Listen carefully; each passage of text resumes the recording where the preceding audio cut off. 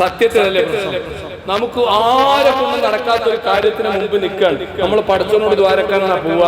ഇനി എവിടെ വേറെ എന്തെങ്കിലും മാർഗമുണ്ടെന്ന് അന്വേഷിച്ച് നടക്കും, അല്ലെങ്കിൽ ആവലോട് മുഴുവൻ പാവലാതി പറഞ്ഞു നടക്കും, അല്ലെങ്കിൽ ആത്മഹത്യ ചെയ്യാനുള്ള ശ്രമം നടത്തും, അതും അല്ലെങ്കിൽ ഒറ്റയ്ക്കിരുന്ന് ഉരുകി രോഗിയായി.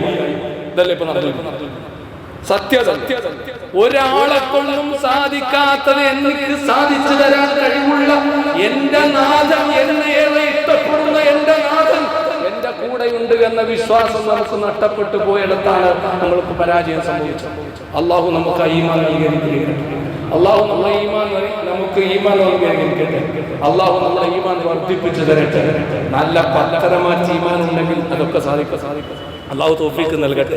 നോക്കൂ, നിങ്ങൾ ആദ്യം നോക്കൂ, നൂഹ് നബി അലൈഹിസ്സലാത്തു വസ്സലാം അള്ളാഹുവിനോട് പ്രാർത്ഥിച്ചു, പടച്ചവനെ ഞാൻ ഒരുപാട് പോയായിരുന്നു, ഒരുപാട് ഇവരെ ക്ഷണിച്ചു ഇസ്ലാമിലേക്ക്, എല്ലാം എനിക്ക് പരാജയപ്പെട്ട അവസാന ഘട്ടത്തിലേക്കാണ്. 950 കൊല്ലം. നിങ്ങൾ എത്ര കൊല്ലം പടച്ചവനോട് ദ്വാരം, എത്ര കൊല്ലം ഈ വിഷമം വേദന നമ്മൾ നിന്ന് കാണും? 950 കൊല്ലം മാനസികമായി ടെൻഷൻ അടിച്ച് നടക്കാണ് ആര്? നൂഹ് നബി അലൈഹിസ്സലാത്തു വസ്സലാം. ആ സമയത്ത് അള്ളാഹ് പറയാണ് പരിഹാരം എന്താ പറയുന്നറിയാം? കപ്പലുണ്ടാക്കാൻ പർവ്വതത്തിന്റെ മുകളിൽ. നമ്മളും എന്താ ചിന്തിക്കുക? എന്തോ ഈ പറയുന്നത്, ഞാനിവിടെ പ്രയാസത്തെ ബുദ്ധിമുട്ടിരിക്കുകയാണ്. അപ്പോഴാണ് അള്ളാഹ് പരിഹാരം പറഞ്ഞു തരാണ്, മലയുടെ മുകളിൽ കപ്പലുണ്ടാക്കിയെന്ന് മാത്രമല്ല, നമ്മളെ പോലെ വിശ്വാസമായിരുന്നില്ല നൂഹ് നബി അലൈഹിസ്സലാത്തു വസ്സലാമിന്. ഉറച്ച വിശ്വാസമായിരുന്നു. കപ്പലുണ്ടാക്കി, ആളുകളൊക്കെ വന്നവരൊക്കെ കളിയാക്കി, മലയുടെ മുകളിൽ കപ്പലുണ്ടാക്കിയിരിക്കുന്നു, ഇവനെന്താ കളിയാക്കി, ഭ്രാന്തനെ വിളിച്ചു. പലരും അതിനെ കക്കൂസായി ഉപയോഗിച്ചു, എല്ലാം വൃത്തികേടാക്കി. പക്ഷേ അള്ളാഹുവിന്റെ കൽപ്പന വന്നപ്പോ ആ മലകൾ പോലും മുങ്ങുമാണ്. അള്ളാഹു തൂഫാൻ ഉണ്ടാക്കിയിട്ട് ആ കപ്പലിൽ പ്രവേശിച്ച നൂഹ് നബിയെയും അനുയായികളെ മാത്രം അള്ളാഹു രക്ഷപ്പെടുത്തി. വേറെ ഒരു കുഞ്ഞിനെ രക്ഷപ്പെടുത്തിയില്ല. നൂഹ് നബിയുടെ മകനായ കനാൻ പോലും ആ വെള്ളത്തിൽ മുങ്ങി മരിച്ചു പോയി. അല്ലാഹ് സഹായിക്കില്ല. ഇങ്ങനെ നോക്കൂ നിങ്ങൾ, മഹാനായ മഹദിയായ മറിയം ബീവി റളിയല്ലാഹു തആല അൻഹയുടെ ചരിത്രം ഖുർആനിൽ പറയുന്നു. എല്ലാവരും ആക്ഷേപിച്ചു, കളിയാക്കി.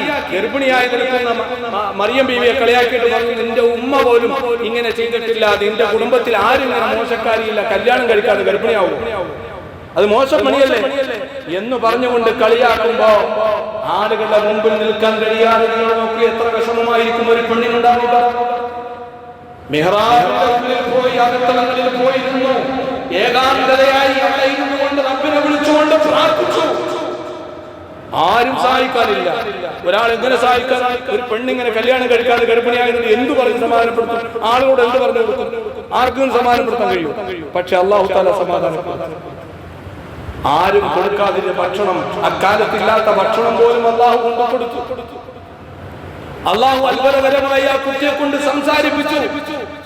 എന്നിട്ട് മറിയം ബീവി അലൈഹിസ്സലാത്തു വസ്സലാം കന്യകയാ മരകമാണ് എന്ന് ലോകത്തോട് പറയാൻ കഴിയുന്ന തരത്തിൽ അല്ലാഹു അത് ബോധ്യപ്പെടുത്തി കൊടുത്തു. കഴിയില്ലേ? അള്ളാഹ്ക്ക് കഴിയും. പക്ഷെ നമ്മൾ അള്ളാഹിനെ വിട്ടു, നമ്മൾ മറ്റുള്ളവരുടെ പിന്നാലെ പോയപ്പോ അള്ളാഹുവിന്റെ സഹായം നമുക്ക് കിട്ടാതെ പോയി. അയ്യൂബ് നബി അലൈഹിസ്സലാത്തു വസ്സലാമിന് എല്ലാം ഉണ്ടായിരുന്നു, എല്ലാ സമ്പത്തും സംവിധാനങ്ങളും മക്കളും എല്ലാം ഉണ്ടായിരുന്നു. അയ്യൂബ് നബി അലൈഹിസ്സലാത്തു വസ്സലാമിനെ 18 കൊല്ലമാണ് രോഗം കൊണ്ട് അള്ളാഹു പരീക്ഷിച്ചത്. 18 കൊല്ലം.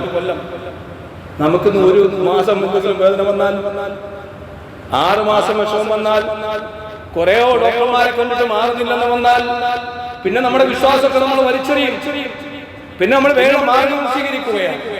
അങ്ങനെയെങ്കിൽ സഹോദരങ്ങളെ, നമ്മൾ എത്ര പരാജിതരാണ്. അയ്യൂബ് നബി അലൈഹിസ്സലാത്തു വസ്സലാമിന് അല്ലാഹു ഉത്തരം കൊടുത്തില്ലേ? അവസാനം മുട്ടിയപ്പോൾ പറഞ്ഞു, റബ്ബേ അന്നീ മസ്സനിയൽ ദുർറു വഅൻത അർഹമുർ റഹീമീൻ, നീ കാരുണ്യവാനാണ് റബ്ബേ, ഞാനിതാ മുട്ടി പ്രയാസത്തിന്റെ മുമ്പിൽ നിൽക്കുകയാണ്, ഇനി നീ അല്ലാതെ മറ്റൊരു ആശ്രയവുമില്ല. അള്ളാഹുവിനോട് പറയുമ്പോൾ അല്ലാഹു തആല ഉത്തരം കൊടുത്തു. എന്താ അല്ലാഹു പറഞ്ഞത്? ഉർഖുദ് ബിരിജ്ലിക ഹാദാ മുഗ്തസലും ബാരിദുൻ വശറാബ്, അങ്ങയുടെ കാല് കൊണ്ട് ഭൂമിയിലൊന്ന് അടിക്കൂ, ഒന്ന് ചവിട്ടു. അപ്പോൾ അയ്യൂബ് നബി അലൈഹി സ്വലാം കാല് കൊണ്ട് ഇങ്ങനെ ചവിട്ടി അങ്ങോട്ട് ഇളക്കിയപ്പോഴേക്കും അവിടെ ഒരു ജലാശയം വന്നു. എന്നിട്ട് നബിയോട് പറഞ്ഞു, നിങ്ങൾ അവിടെ അതിനകത്ത് കുളിക്കണം. കുളിച്ചപ്പോഴേക്കും ശരീരത്തുണ്ടായിരുന്ന രോഗം മാറി. അപ്പുറത്തോട്ട് മാറിയിട്ട് വീണ്ടും കാലുകൊണ്ട് ഒന്ന് ചവിട്ടിയിട്ട് ഇളക്കൂ എന്ന് പറഞ്ഞപ്പോൾ വീണ്ടും ഒരു ജലാശയം ഉണ്ടായി. അത് നിങ്ങൾക്ക് കുടിക്കാനുള്ള കുടിക്കാനുള്ള തണുത്ത വെള്ളമാണ്, കുടിച്ചോളൂ എന്ന് പറഞ്ഞു. അങ്ങനെ ഉള്ളിലുള്ള അസുഖം അല്ലാഹു മാറ്റി. പിന്നെയോ അത്ഭുതകരം എന്ന് പറയട്ടെ, ചോദിക്കാത്തതും കൂടി അള്ളാഹു കൊടുത്തു.